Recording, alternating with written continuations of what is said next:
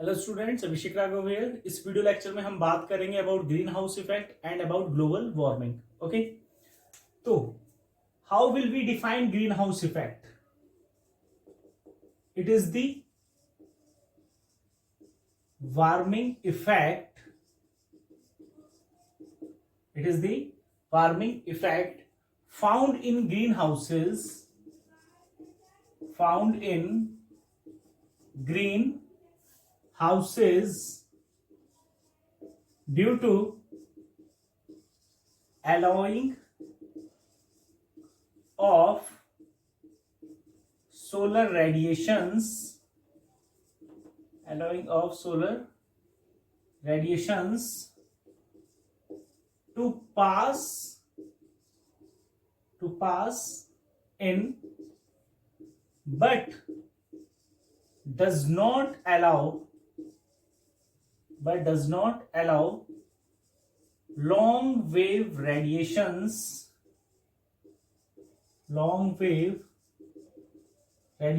that is IR rays,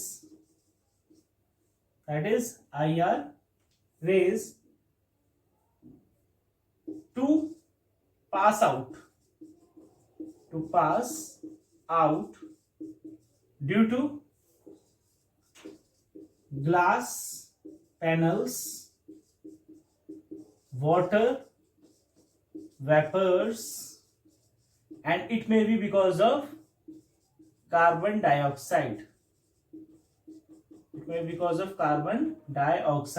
Okay, so it is the method to grow.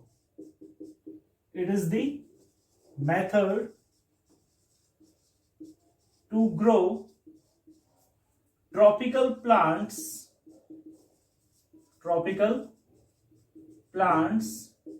into the temperate region,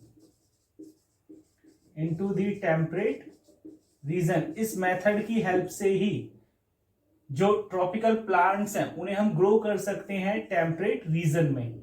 okay, और किस तरीके का environment produce होता है? In it an environment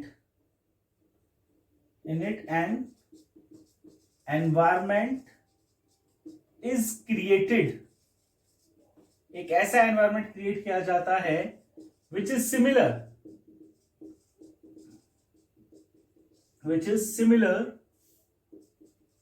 to a closed car parked in sunlight। शीशे बंद एक गाड़ी को जब हम पार्क कर देते हैं सनलाइट में, ओके, कुछ समय के लिए, तो जब हम उसको ओपन करते हैं उसके अंदर बहुत ज्यादा अमाउंट में क्या रहती है? हीट रहती है। ओके, तो कुछ इसी तरीके से जो ग्रीन हाउस इफेक्ट है वो वर्क करता है। तो यहां पर जो IR रेज हैं, लॉन्ग वेव रेडिएशंस जो हैं, उनको पास आउट नहीं होने दिया जाता। किसकी हेल्प से? या तो ग्लास पैनल्स की हेल्प से या वाटर वेपर्स की हेल्प से। और नेचर इस मेथड को फॉलो करता है किसकी हेल्प से? With the help of carbon dioxide. Is that clear? Okay, then source of energy on earth, the ultimate source of energy on earth, that is sun. And when we talk about solar radiations, जब हम solar radiations की बात करते हैं, okay, complete whole sunlight does not reach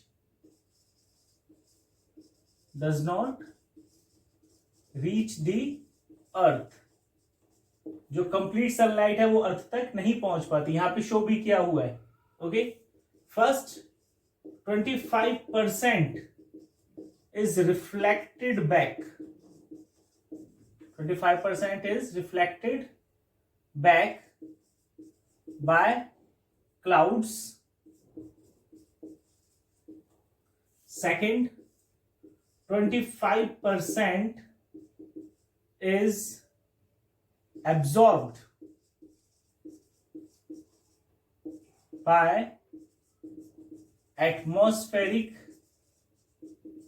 gases, and only 50% solar radiations are incident light on earth, okay, which heats up the earth. और यही help करता है किस चीज में? In the process of photosynthesis. Okay, तो यहां पे कंसेप्ट आता है हमारा किसका? ग्रीन हाउस गैसेस का। Green house gases, okay. और ये जो ग्रीन हाउस गैसेस हैं, these gases are transparent to solar radiations,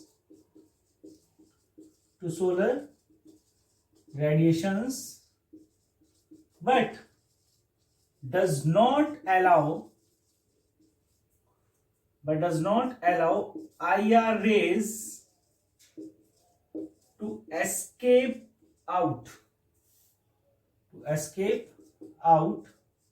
of the earth atmosphere, okay. तो इसीलिए इन्हें और किस नाम से जाना जाता है? RAG। किस नाम से जाना जाता है इन्हें? RAG। और उसका मतलब क्या है हमारा? RAG, that is radiatively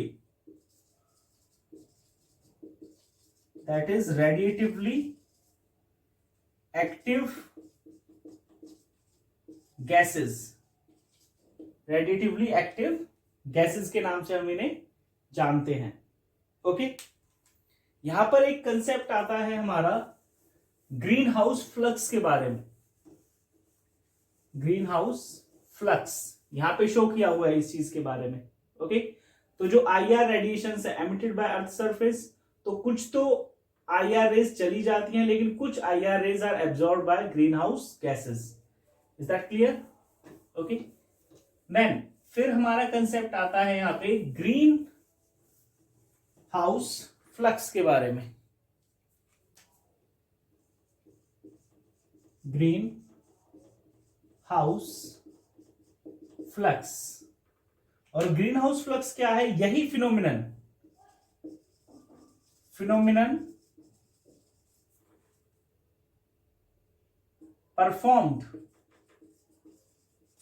performed by greenhouse gases in which they does not allow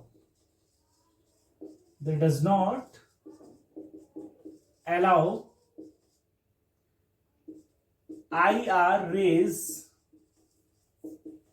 to escape out of the earth atmosphere।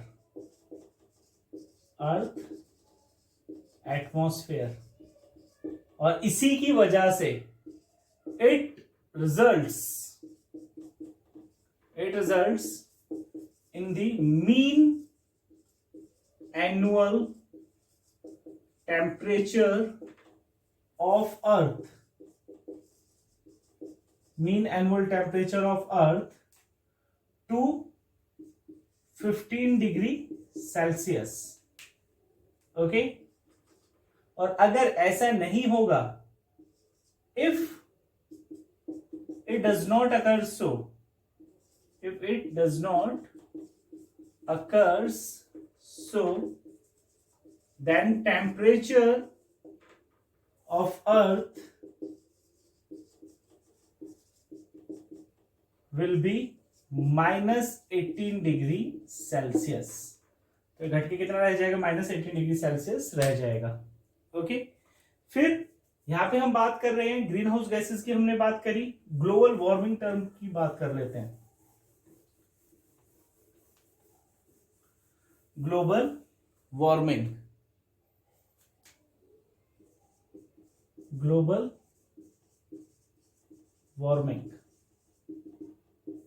So global warming को हम कैसे डिफाइन करेंगे? it is the heating up, it is the heating up of the earth because of, किसकी वजह से, because of continuously increasing temperature, because of continuously increasing temperature, तो उसे हम क्या कहेंगे, ग्लोबल वार्मिंग। और ये किसकी वजह से हो रहा है, because of green house gases, because of green house gases. Okay, तो कौन कौन सी हैं ये green house gases? First is CO2 carbon dioxide, second is CH4 methane, third one is CFC chlorofluorocarbons, and fourth one is N2O nitrous oxide. Okay, तो जो first one है CO2 carbon dioxide, इसका amount कितना है, ये बहुत important चीज है, इनका जो अमाउंट है दैट इज 60%, मीथेन का 20%, क्लोरोफ्लोरोकार्बन्स का 14% और नाइट्रस ऑक्साइड का है 6%। ओके, कहां से आ रही हैं ये, तो कार्बन डाइऑक्साइड किसकी वजह से है, because of burning of fossil fuels, burning of fossil fuels की वजह से। ओके, जो मीथेन है वो इनकम्प्लीट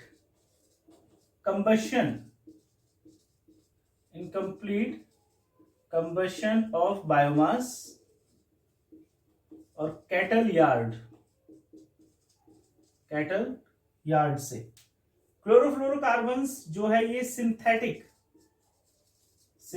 गैसियस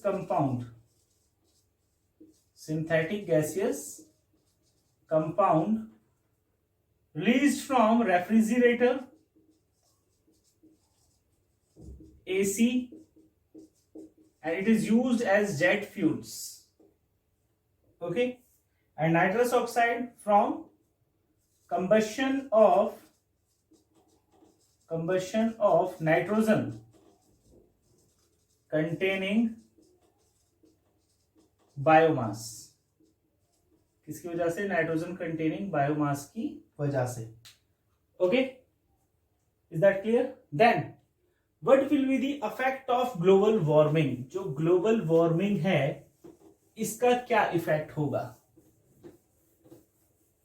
तो हर चीज के पॉजिटिव और नेगेटिव इफेक्ट्स होते हैं, तो एक पॉजिटिव है उसके बारे में हम थोड़ा सा बात कर लेते हैं, इफेक्ट ऑफ ग्लोबल वार्मिंग। तो यहां पर एक आता है CO2 fertilization, carbon dioxide fertilization. Okay, जैसे हम बात कर रहे हैं कि ग्लोबल वार्मिंग की वजह से क्या हो रहा है, increase in the CO2 concentration, carbon dioxide की कंसंट्रेशन बढ़ रही है, इसकी वजह से क्या होगा, increase in photosynthesis up to a certain mark, increase in photosynthesis up to a certain limit in C3 plants के केस में। ओके, साथ के साथ क्या होगा यहां पे, development of strong roots system leads to mycorrhiza, जिसकी वजह से mycorrhiza का अमाउंट क्या होगा, mycorrhiza increases।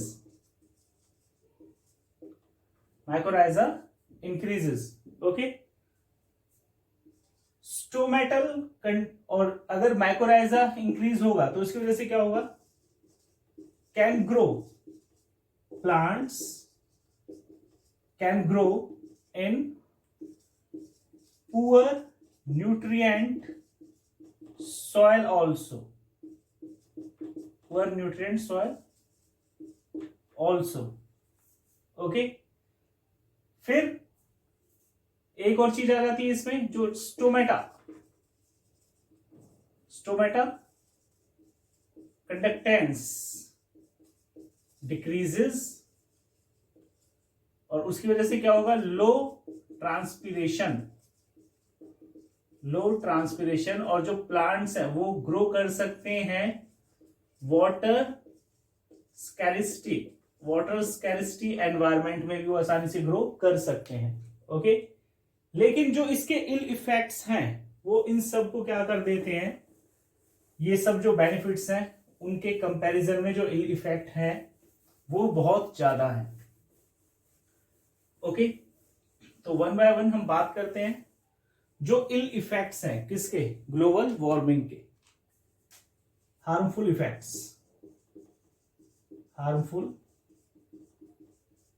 इफेक्ट। ओके, तो फर्स्ट इसमें आता है effect on atmosphere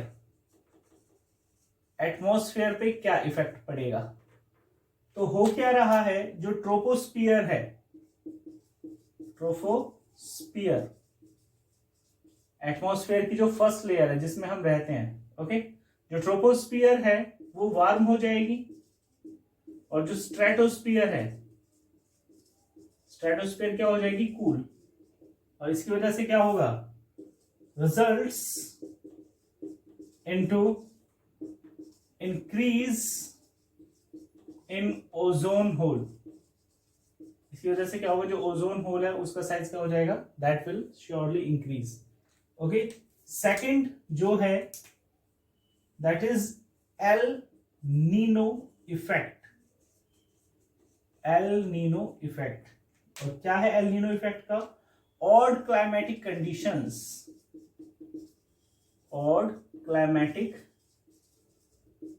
conditions. Okay, third effect on coastal areas या कोस्टल सिटीज, समुद्र के किनारे जो शहर बसे हुए हैं। तो ग्लोबल वार्मिंग की वजह से क्या होगा, मेल्टिंग ऑफ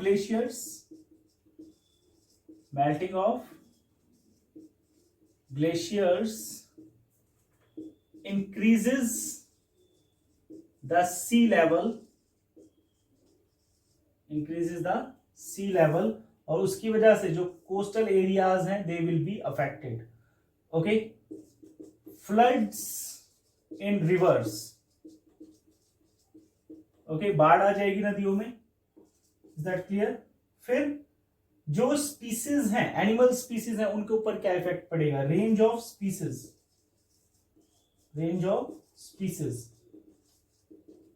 अगर टेम्परेचर बढ़ रहा है तो उसकी वजह से क्या होगा, जो टेम्परेट स्पीसीज हैं, temperate species will have to move towards poles, okay. और जो प्लांट स्पीसीज हैं, plant species of temperate areas will die, वो खत्म हो जाएंगी, okay. Then what can be the solution to get rid of global warming? Okay, prevention strategies against global warming। तो क्या strategies होनी चाहिए, ओके। फर्स्ट और सबसे मेन वही आ जाता है हमारा, growing more number of trees, okay. Second, reduction in the amount of green house gases के अमाउंट में कमी लेकर आना, ठीक है। थर्ड क्या हो जाएगा हमारे यहां पे, limited limited use of fossil fuels, fossil fuels का जो यूज है वो कम किया जाए, ओके।